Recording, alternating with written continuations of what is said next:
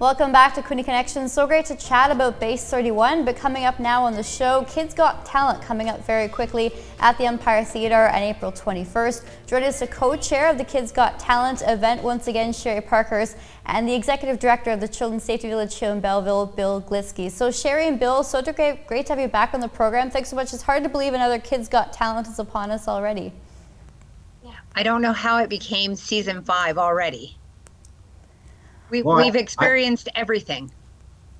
And I do know how it became season 5 already, because Sherry worked so darn hard in the first 4 seasons to make sure we could do a season 5. Yes, Sherry does a phenomenal job. So Sherry, walk us through, for folks who've never heard of Kids Got Talent before, the success it's had, but more importantly, what's going to happen at the Empire later on this month. Perfect. So what's happened is we start out by raising money for Children's Safety Village. Our kids are talented out in the community, so we put out an audition opportunity. So this year is the first year that they actually audition live.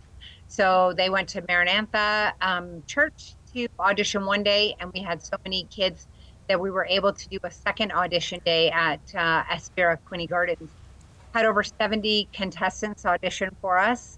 So which made the challenge for the selection committee that much more difficult this year, to be able to narrow it down and actually select a top 20 for the live show on April the 21st. So they select 20 acts that will go to the Empire Theatre and perform live on stage for everyone in the Quinte area, which is super exciting.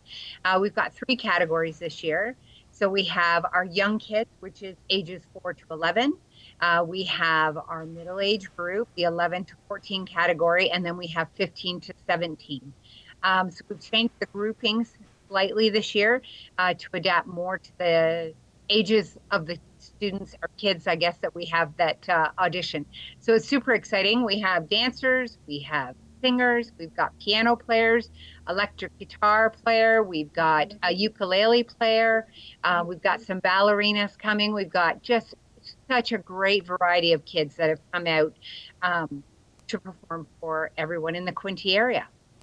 Season 5, Sherry, is quite the accomplishment. What makes you think this is still, as popular as ever? What makes you think people still coming back for this year after year? Because, I mean, the talent is unbelievable. We've seen this on Your TV Quinte year after year.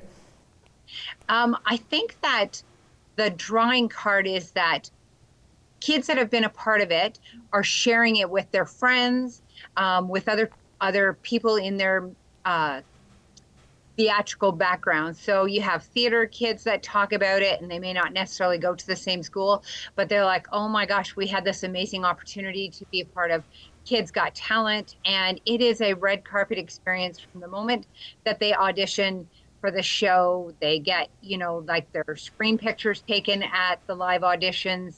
They send in bios about themselves. They're showcasing the talent that they worked so hard for. And to be able to get that red carpet experience, their stars are on the sidewalk when they come to the Empire Theatre. They walk the red carpet into the theater, and everyone is there to cheer them on.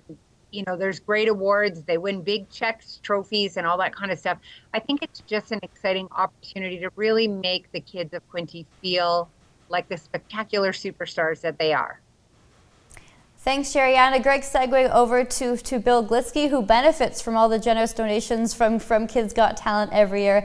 Bill, walk us through kind of the financial impact on this, because the tickets and all the money raised through these ticket sales at Kids Got Talent go directly to you and your group as you continue to navigate and move, and more importantly, some different programming for students across the broader Bay of Quinte region.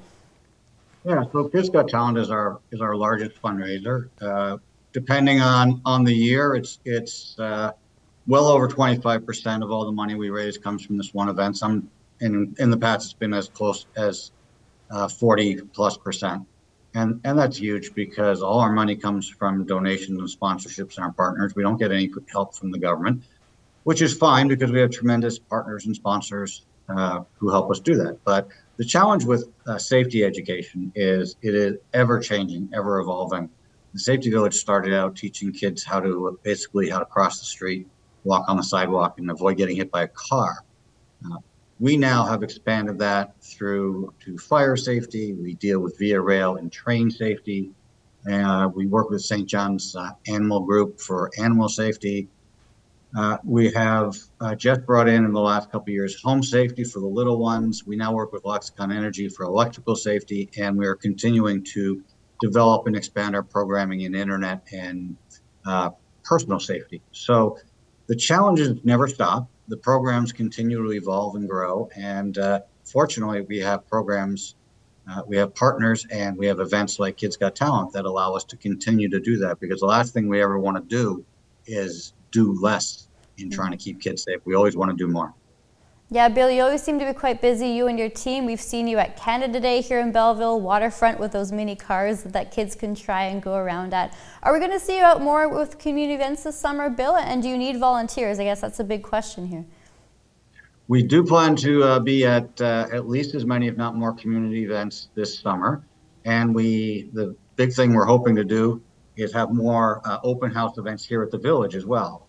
We had 4 events last year that drew a lot of kids, and a lot of parents, and a lot of grandparents who like to see their kids come out and learn to be safe while having a good time. So we are definitely hoping to do a few more of those this year, maybe have some of our programming partners involved in that. And those do require volunteers as well, because the more eyes we have available to watch, the more things we can do, and and we can do it all while being safe. So that's the most important thing. Yeah, and it really takes some big cash, and that's where Sherry comes in once again with the wonderful Kids Got Talent. Sherry, as we wrap up this chat here, April 21st at the Empire Theatre, Kids Got Talent Season 5. Where can we all get tickets, and how much are they? So you can get tickets on the Empire Theatre's website. I believe the link as well is on the Children's Safety Village site as well. We have 3 price levels. There's kids, I believe, is $10. Adults are $20. And then we have a special VIP ticket for $30. It gets you access to the VIP lounge where you will have snacks and beverages at both intermissions and the opportunity to feel like the very important participant that you are coming to the show. Snacks and beverages prepared by our friends at Aspire Quinny Gardens as well. Sounds good. Well, once again, Bill and Sherry, really looking forward to it. Congratulations, and thanks so much for all you do with this. Really appreciate it. Thank you. Thank you.